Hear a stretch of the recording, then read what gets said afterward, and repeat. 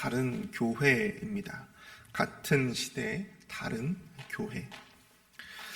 코로나 위기를 기점으로 해서 우리 한국과 미국의 많은 교회들이 교회의 성장과 또 운영에 어려움을 겪고 있다고 합니다.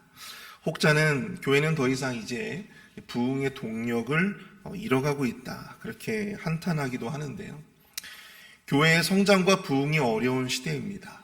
그럼에도 교회마다 처한 형편과 또한 가지는 문제들은 각기 많이 다른 것 같다라고 하는 생각을 가지게 됩니다.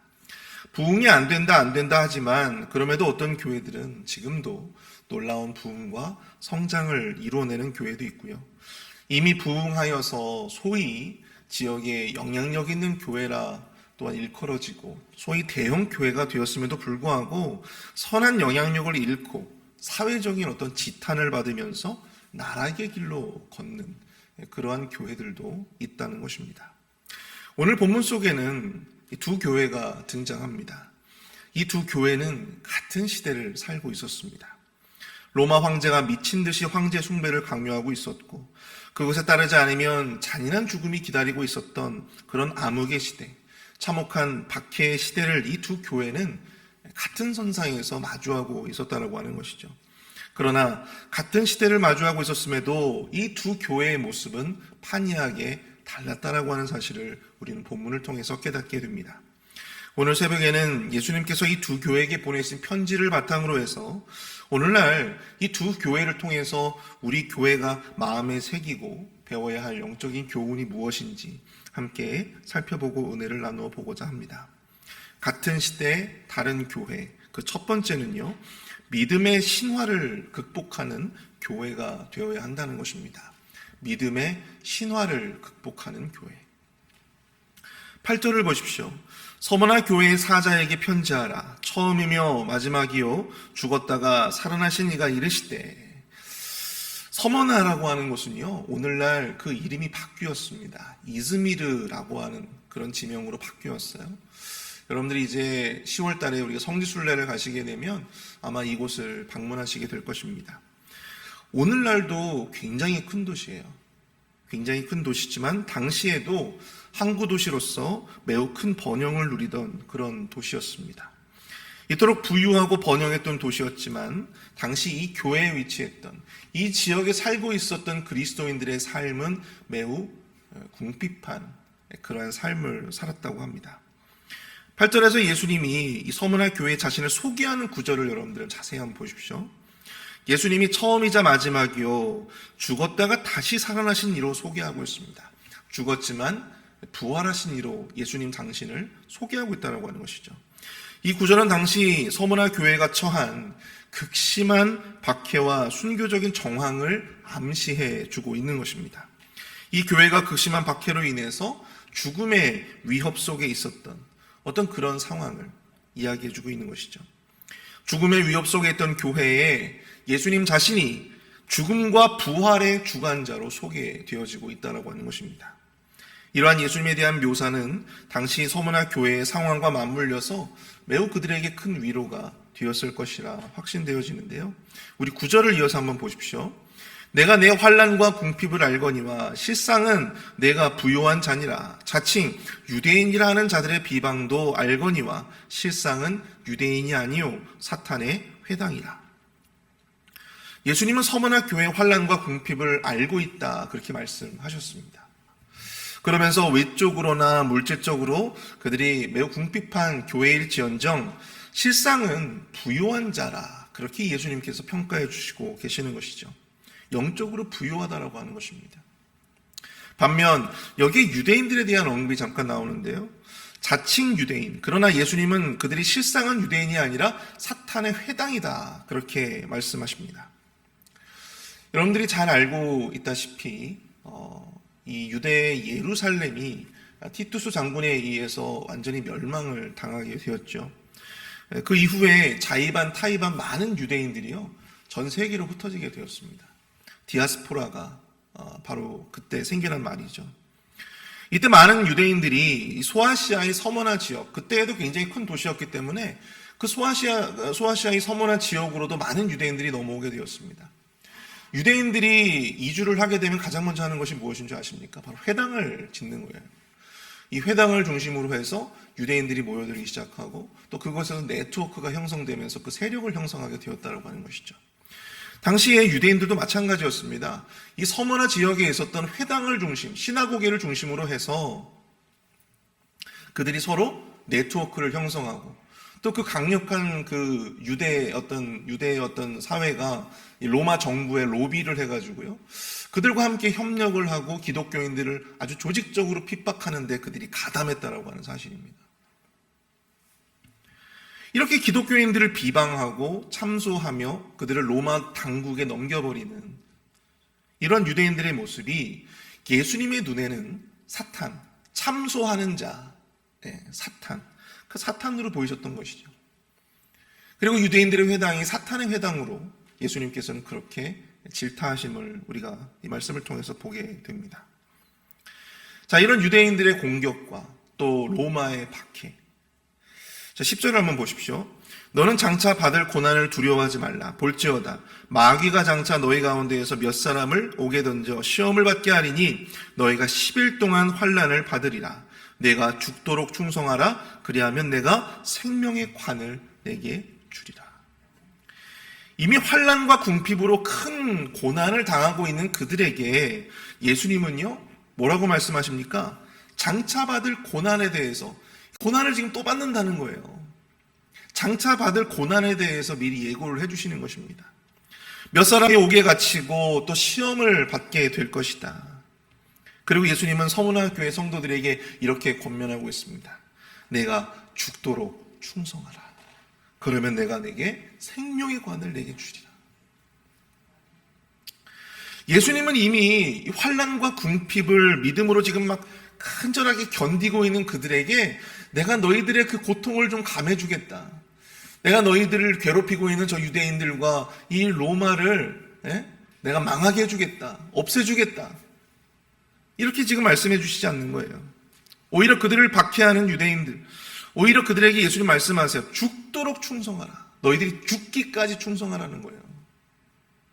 지금도 충성하고 있는데, 지금도 아주 죽을 것 같은데, 지금도 그들의 공격과 고난을 통해서 지금도 아주 죽을 것 같은데, 예수님께서 너희들의 지금 그 고통과 그 어려움을 내가 해결해 주겠다 이렇게 말씀을 하시지는 않을지언정 앞으로 더할 고난이 있을 것이다. 그럼에도 죽기까지 충성하라. 이렇게 말씀하시는 것입니다. 사랑하는 성도 여러분, 서문화 교회를 향한 예수님의 이 말씀을 묵상하면서 우리가 깨달아야 하는 것은 무엇인가? 그것은 바로 우리가 주님을 의지하고 또 주님 앞에 기도하고자 할 때 자칫 우리 스스로 가질 수 있는 이 믿음의 신화를 극복해야 된다고 하는 사실입니다. 믿음의 신화. 믿음의 신화가 무엇입니까? 바로 이런 개념이죠. 믿음이라고 하는 것을 굉장히 단순하게 도식화하는 것입니다.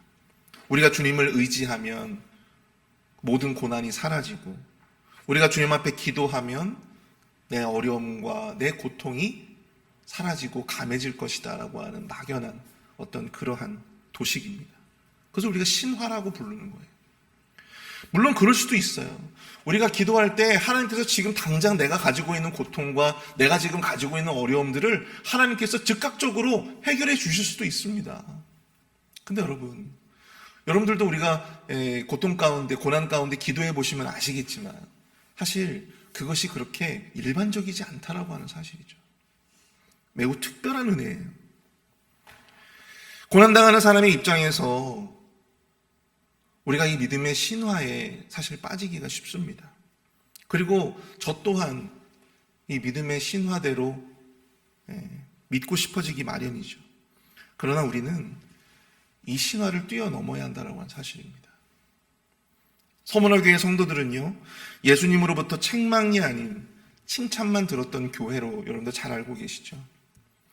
영적으로 부유함을 경험했던 그 신실한 그리스도인들. 그러나 아무리 그들이 열심히 하나님을 섬기고 또 하나님 앞에 자신들의 삶을 내려놓고 믿음으로 의지했어도 그들의 눈을 떠보면 나아지는 현실은 아무것도 없었다라고 하는 것입니다.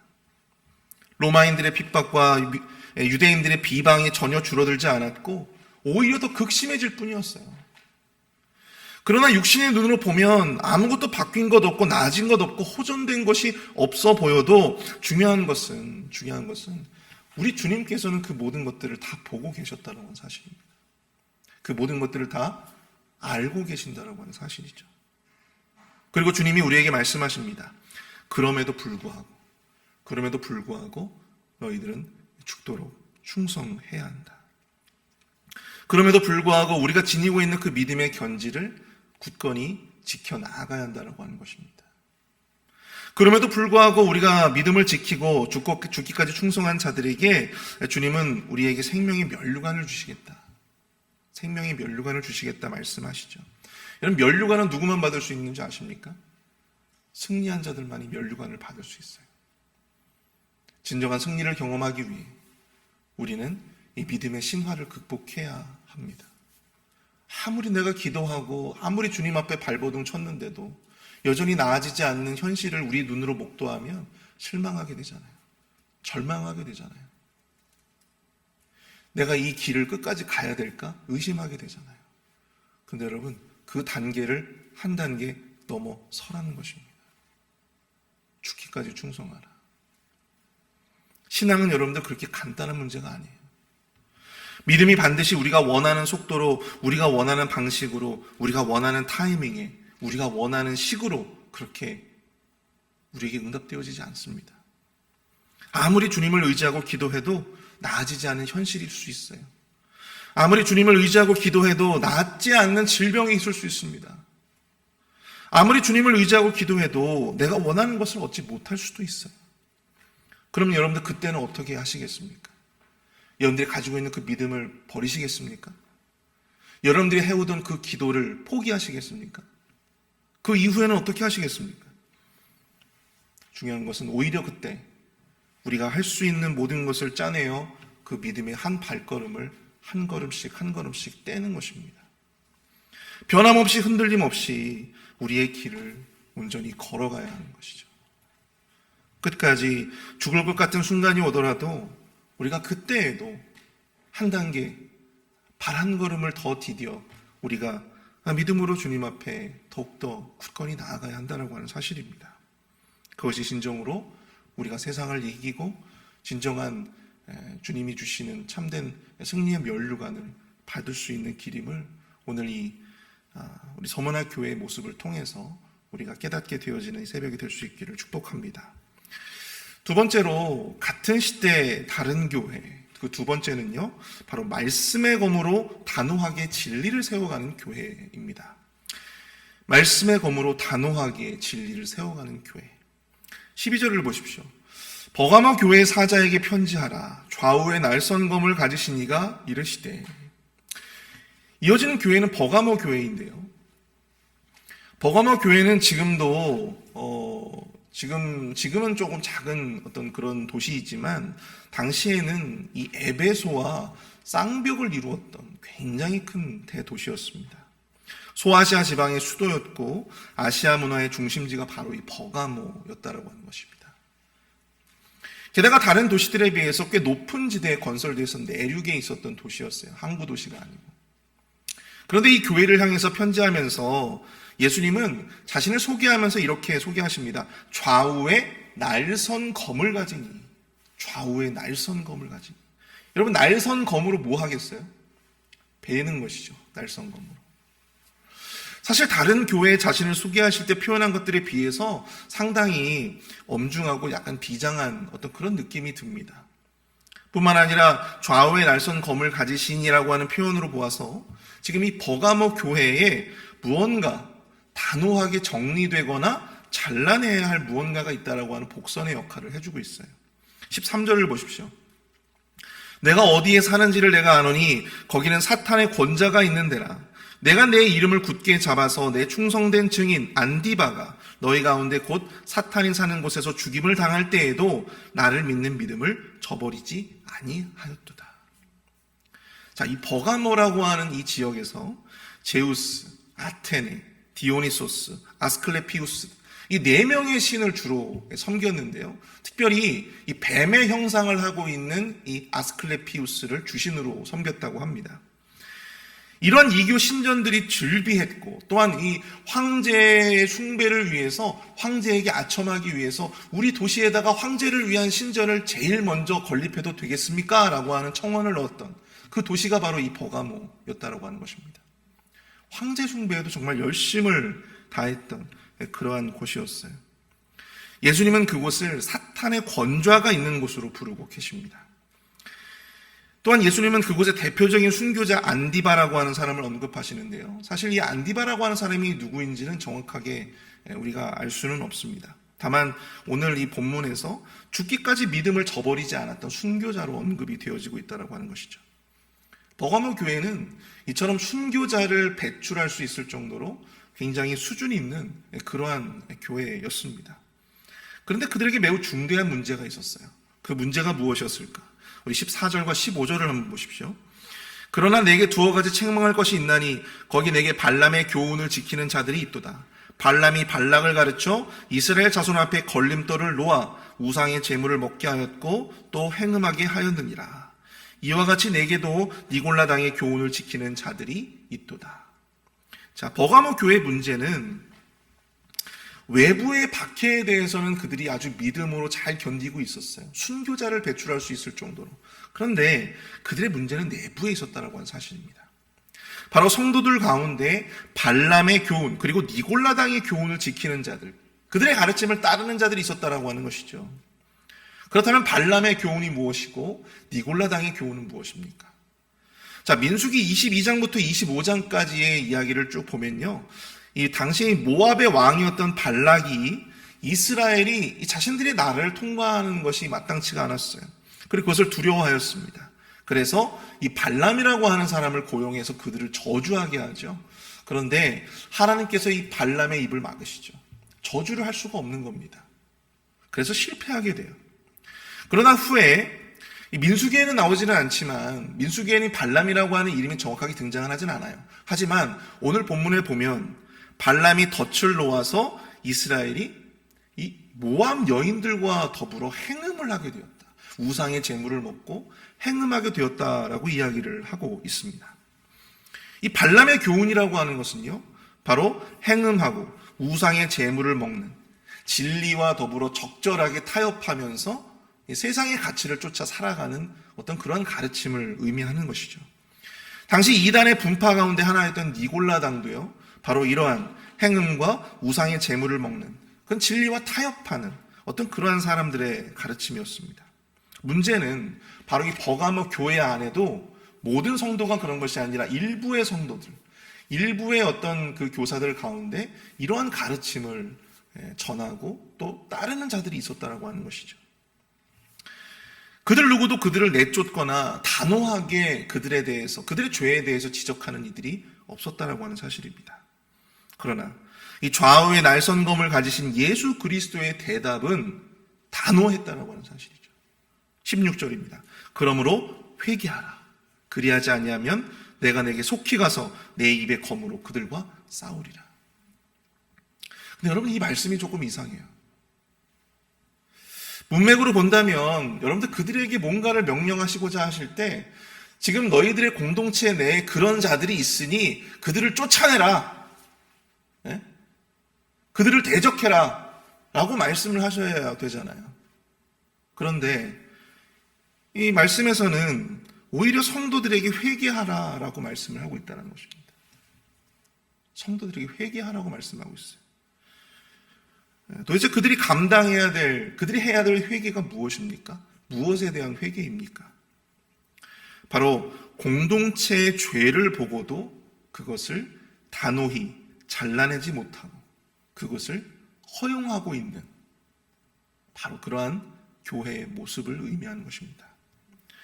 저 사람 좋은 사람이니까, 저 사람 내게 정말 잘했던 사람이니까, 저 사람 내게 많은 것들을 해주었던 사람이니까, 어떤 사람이 교회에 퍼뜨리고 있는 이런 악한 영향력, 발람의 교훈, 니골라당의 교훈, 그것을 전하고 따르고 있음에도 불구하고 그것에 눈 감아주고 덮어주고 또 그것을 허용해주고 있었던 그러한 교회의 안일함, 게으름을 회개하라, 그렇게 말씀하시는 것입니다. 여러분들 우리가 이제 과일을 먹잖아요. 근데 과일을 사거나 아니면 누군가 여러분들에게 과일을 한 박스를 이렇게 선물로 주셨어요. 그럼 여러분들 제일 먼저 뭘 하십니까? 예? 여러분들이 과일을 한 박스를 갖다가 이제 사면 그걸 얻게 되면 어떻게 하세요? 제일 먼저 뭐 하십니까? 씻어요? 예. 여러분 제일 먼저 우리가 하는 일이 있죠. 뭐냐면 그것을 다 꺼내요.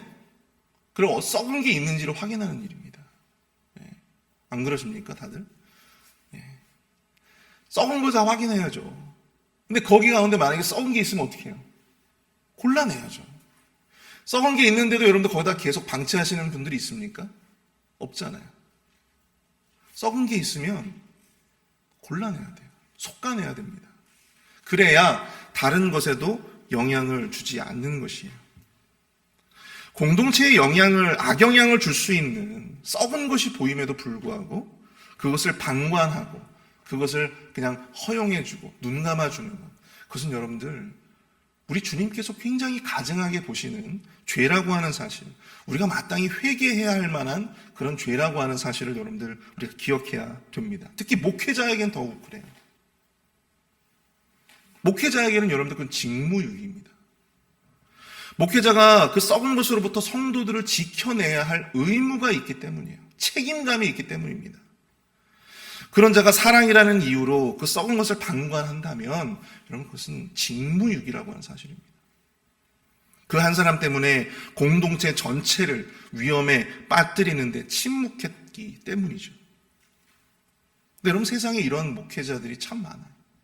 사랑을 빙자해서 사랑 많은 목회자라고 하는 어떤 그런 타이틀이 갖고 싶으니까 이 공동체의 어떤 죄가 분명히 드러나고 있음에도 불구하고 그를 계도하려고 하거나 아니면 그 가르침을 잘라내려고 하는 어떤 그러한 도전을 하지 않는다는 건 사실입니다. 스스로 발람의 교훈을 따르고 있음에도 불구하고 자기 스스로 발람의 교훈을 따르고 있는지조차도 모르는 그러한 사람들이 많아요.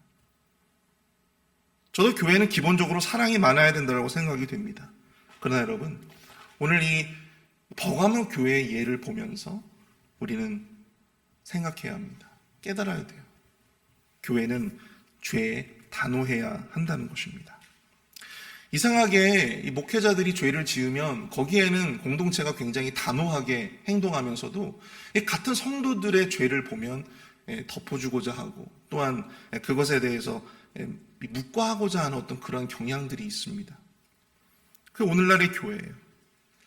교회에 결코 선한 영향력을 주지 못하고 또 악한 영향력으로 진리에 반하는 행동을 하는 사람들에게 단호해야만도 불구하고 그것을 눈 감아주고 허용해주고 있다고 하는 것입니다. 교회가 누군가가 악한 영향력으로 교회를 흔들어대고 있어도 나랑 친하다는 이유로 또한 오래 신앙생활을 했다는 이유로 또 지역의 유지라는 이유로 좌시하고 있다면 호미로 막을 것을 이 가래로도 막지 못하는, 오늘 말씀을 한번 보십시오. 주님이 대신 가서 그들과 싸워주시겠다는 겁니다. 주님이 개입하시겠다는 거예요. 내가 그들과 더불어 싸우리라. 내 날선 검으로. 오늘 말씀을 정리합니다. 오늘 우리는 같은 시대를 살았던 두 개의 다른 교회들에 대해서 우리가 살펴보았는데요. 우리 안에 설령 있을지 모르는 이 믿음의 신화, 기도하면 다 되겠지, 다 해결되겠지, 또 내가 주님을 의지하면 내 마음대로, 내 뜻대로 다 해결되겠지 라고 하는 이런 어떤 단순한 도식에서 우리의 믿음의 수준이 조금 더 업그레이드가 될 수 있기를 축복합니다. 그 한계를 넘어서야 비로소 우리에게 승리의 면류관이 주어진다라고 하는 사실이죠. 또한 죄에 대해서 우리의 공동체가 더욱더 단호함을 드러낼 수 있는 그런 용기가 있었으면 좋겠습니다. 말씀의 검으로 단호하게 진리를 세워갈 수 있는 우리 공동체가 될 수 있기를 축복합니다. 우리 다 함께 오늘 말씀을 생각하시면서 함께 기도할 텐데요. 주님을 의지하면서 기도하며 나아갈 때 현상이 아니라 말씀을 따라 끝까지 주님 앞에 충성할 수 있도록, 또한 우리 공동체가 말씀의 검으로 단호하게 세워져 갈 수 있도록 함께 기도하며 나아가도록 하겠습니다.